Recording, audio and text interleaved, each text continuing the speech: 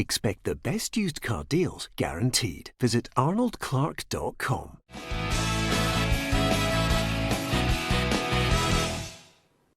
Welcome to Peter and Ruffy's Football Show, sponsored by Arnold Clark. I'm Peter Martin. Thank you very much for your company on this Monday.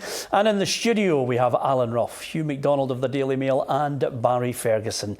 And of course, it's a good Monday when you can talk about a win for Scotland.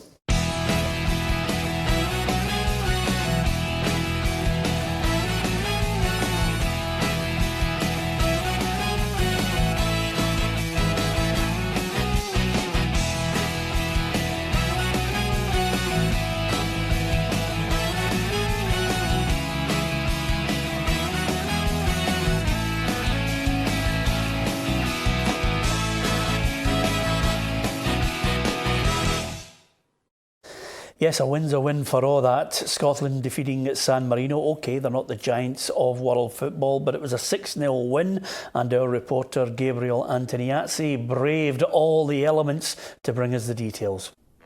Scotland put 6 past San Marino yesterday to lift the spirits of the Tartan Army, despite the weather's best efforts to dampen them.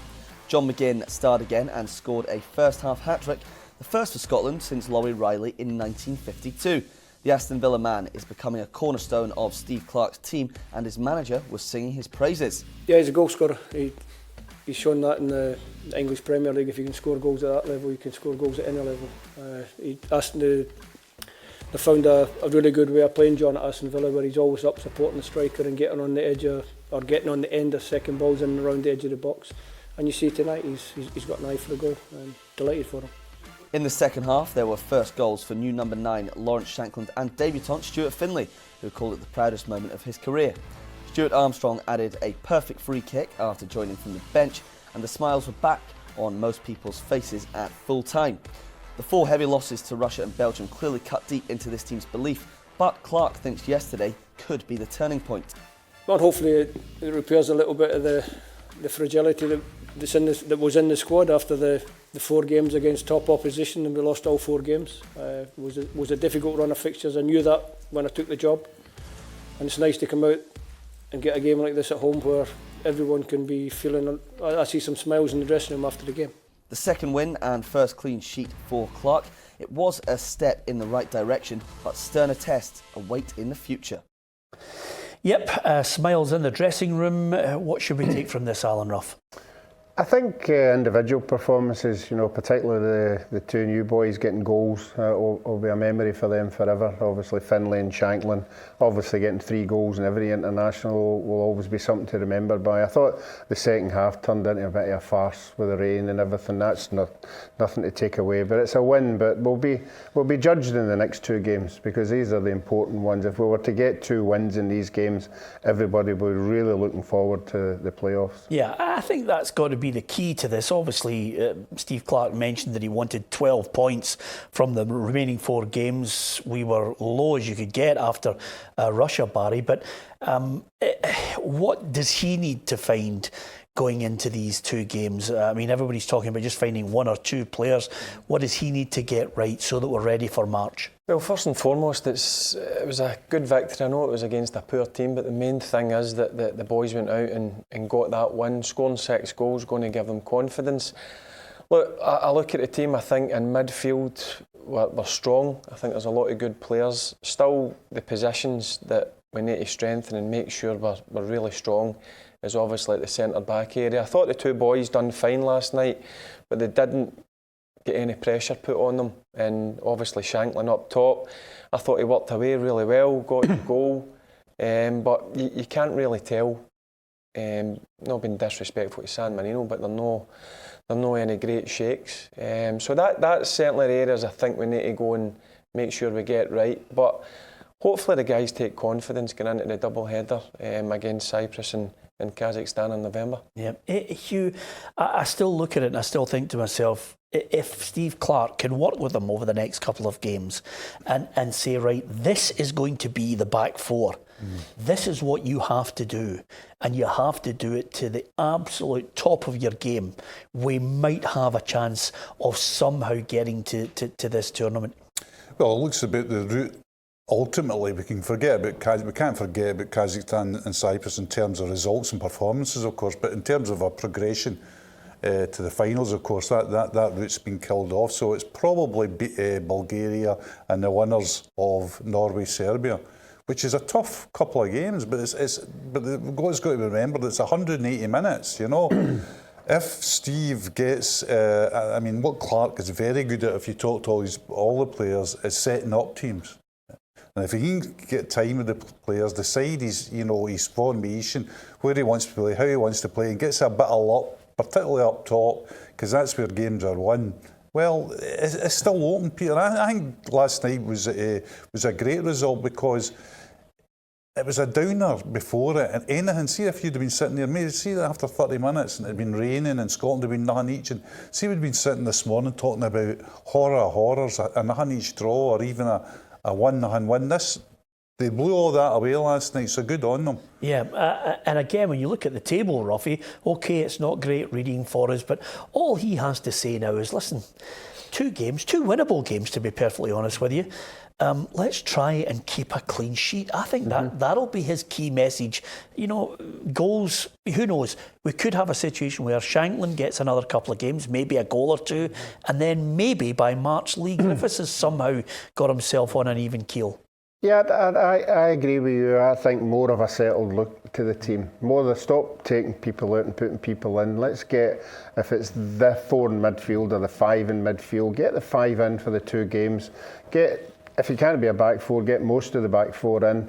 The striker's always going to be a problem. I think Shankland's still unproven at a higher level. But, you know, winning games gives you confidence, and it'll get the supporters back on board. It'll get the media, more importantly, back on, because if they're on board, then everything written is positive and everybody takes from that.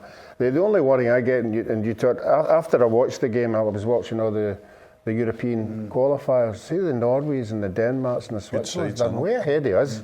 Yeah. You see the football that they're playing, it's absolutely magnificent. Yeah, well, maybe this manager just needs to be given that time now to get his imprint on the Scotland squad, Barry. I am of the opinion we've got to back him for 2 or 3 years.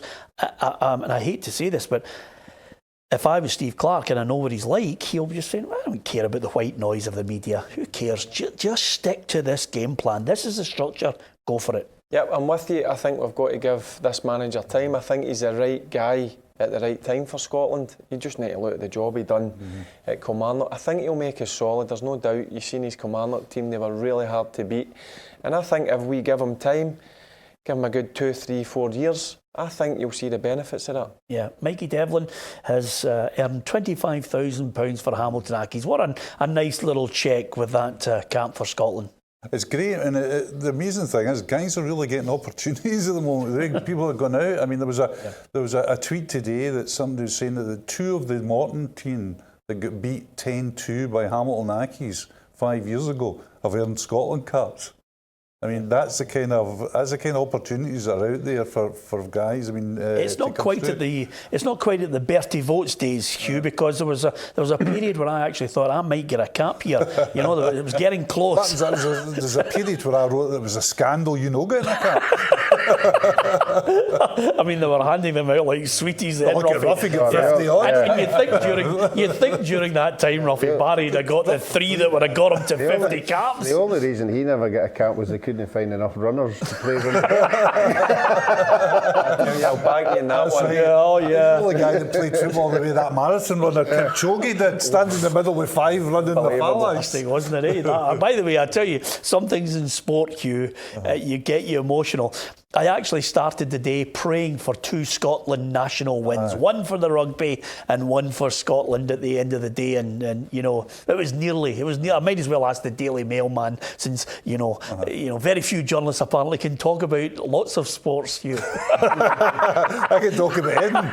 I can't talk sense about anything, but I can talk about anything.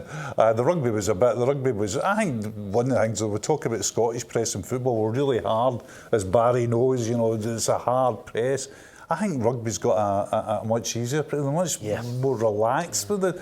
I mean, I even kind of optimistic going into the game. I was looking at the form and I was going to myself, Japan should be us. We're the underdogs here. God's honest truth, by the way, that if Barry had been a rugby player, Ruffy, we would have been able to hang about with him during his career.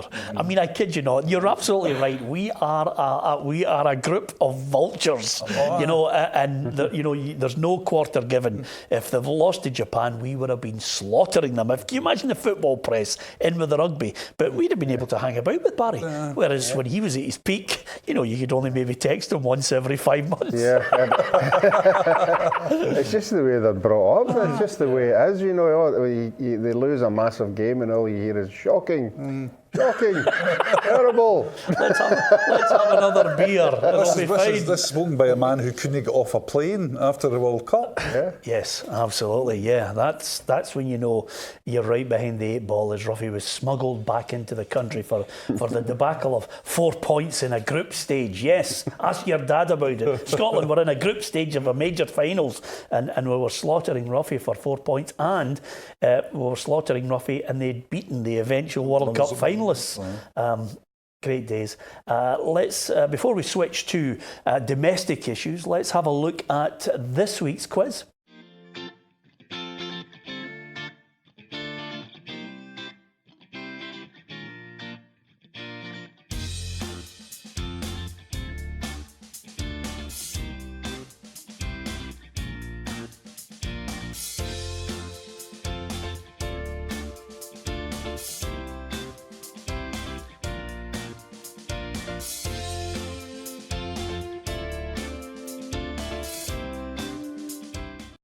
There is no excuse for Barry Ferguson not being able to get that one. Are you on the case this week? I got it straight away. Ruffy, you? Yep. Yeah, you're on the case. Okay. No point in looking at Hugh. He'd already mulled it over before we came on air and then eventually just nailed it. You can win a PLZ team T-shirt in the colours of your favourite team if you know the answer. Barry, what about Ross Wilson? Comes in to replace Mark Allen. Now, this was a guy who Rangers were after a couple of years ago as director of football. He's got a good pedigree and got a good track record. Yeah, I've done a bit of reading up, obviously done a good job at Falkirk, and he's went down to Southampton and kicked on again. And as you say, Rangers were really interested in him before they got Mark Allen. And he looks, if he's the right guy for the job. I've seen Stephen Gerrard say that he was delighted that Rangers have went and got him. So hopefully he'll come up and do a similar job as he done at Southampton and Falkirk. Yeah. Do you think, you know, his appointment is basically Rangers now trying to get to that point where Celtic are clearly at, unearth somebody who can come into the team who has a sellable, you know, value there? Yep, look, you just need to look what Celtic have done in terms, I mean, there's Wanyamas and Van Dijks, they've brought them over for a few £1 million and sold them on for 5, 6, 7 times that amount of money. I think that's what they've identified Wilson as, one of these guys that can hopefully go and do the same thing. And I'm sure he can, because he's done that at Southampton as well. He's unearthed a few people for Southampton and sold them on for a lot of money, so hopefully he comes to Rangers and does the same thing.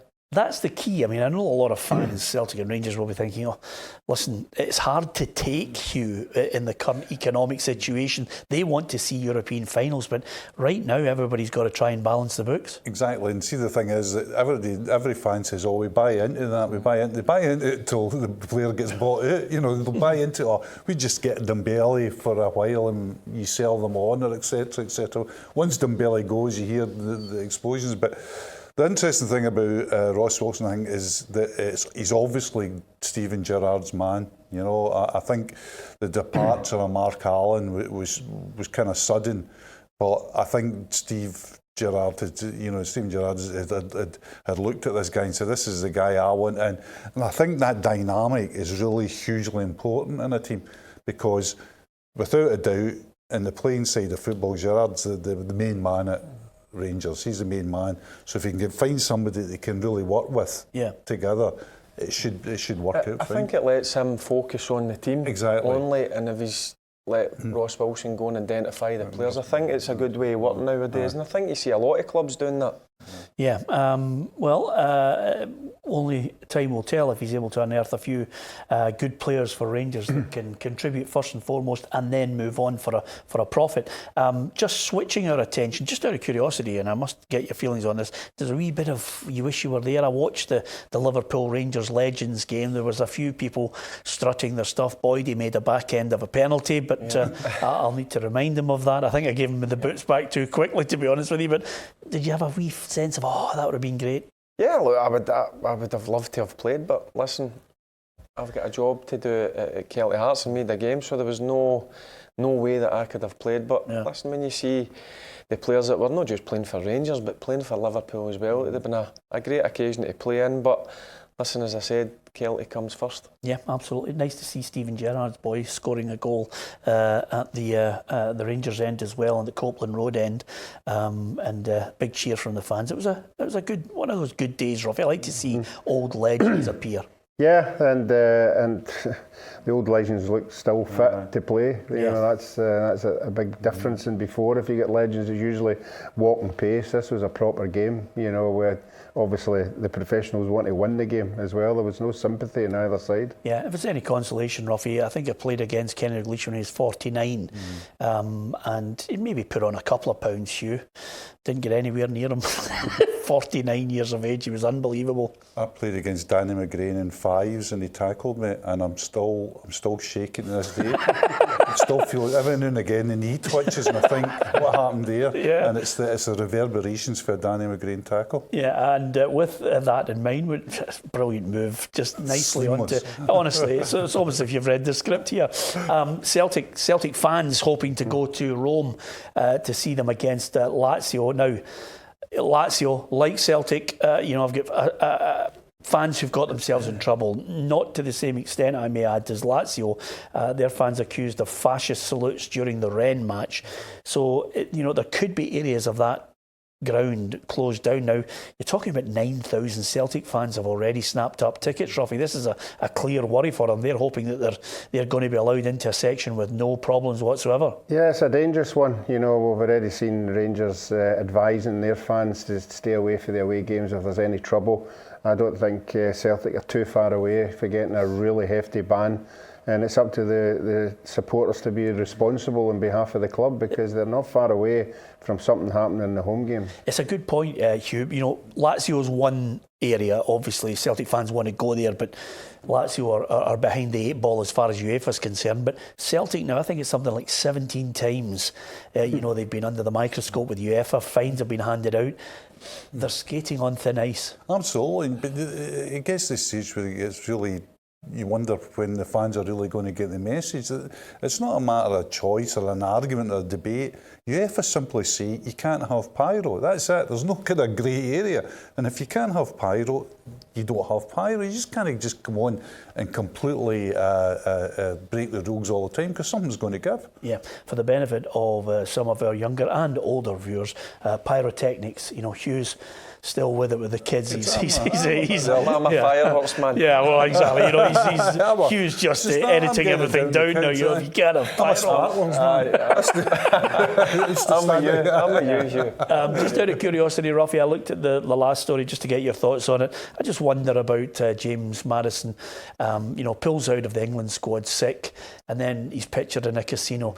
I just wonder about players' desire to play international football. If I was getting picked for that England side, the way they are at the moment and what they could achieve, I'd be jumping over broken glass. Yeah, it definitely has changed days, and I'm not saying every footballer, because Barry will agree, pulling on your national jersey is something you'll never ever forget. It doesn't matter whether it's once or whatever. And this lad here has just messed it up for himself. If it's a really strong manager, I don't know if he'll play again for a while. Yeah, it's not as if they've got a shortage of choices. And with that in mind, I've got to ask you, Rafa, how many of the strips have you still got? I know you sold a lot of them. No, have you got a good few Scotland ones? Yeah, I've got my Scotland-England ones. I've got my Scotland, Peru one, and the Holland one. Yeah. Barry, what about yourself? My debut game and my first game as Scotland captain. Got them in a frame? Yep. Yeah, you get yours enough. You've got one of your 82 World Cup ones in a frame. And Ruff, I've got the Kubias one in a frame as well now. Yeah, Kubias, yeah. Because I saw I saw him looking at it every time he came to my house. So I had to get it in a frame because he disappeared into a room and pinched it. What an absolute... What a statement from Ruffy there, by the way. And for the benefit of our younger viewers who watch the programme, Kubias, look him up. He's the guy who curled one with the outside of his boot and with the inside of his boot past Ruffy in the World Cup in 1978. Two absolute rakers, to be honest with you, Barry. Ruffy didn't even see them coming. I'm actually going to go back, when I go back home, I'm actually going to go and watch it. You've got to watch them. And I'll tell you this, as I just show you as we wave goodbye to everybody, this is what Ruffy, this is Ruffy in the 1978 when every goal went past him. As if it was somebody else's fault. Somebody else's fault. No, in all fairness, Kubias has got my jersey up in his house. Sure, Ruffy, sure. Anyway, thanks to Ruffy, thanks to Hugh McDonald and Barry Ferguson. Don't forget, you can go across all the social media outlets, join us, participate, give us your thoughts. We'd love to hear from you on Facebook Live, on Twitter, and of course on YouTube as well. You can follow us on our Facebook, and as you can see from the three lads here, hopefully you'll get onto YouTube. So you can subscribe as well there, and you'll get all the notifications. From myself, Peter Martin, thanks for watching.